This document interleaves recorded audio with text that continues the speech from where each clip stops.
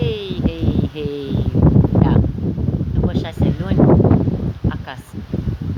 Și nicăieri nu e mai bine ca acasă, vă spun eu, dragilor. Că nimic de lumea asta nu te vindecă de dorul casei, de copilărie, de locul în care ai trăit. Nimic nu poate să smulgă din sufletul tău. Uite locurile în care ai crescut și te-ai format ca om.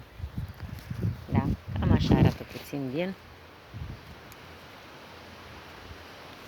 viața de la țară. Cam așa arată curtea mea. Doi oameni gospodari, 80 de ani, 84. Ia să vedem dacă ajung eu la floricelele astea faine și frumoase și frumoase. Vă pup!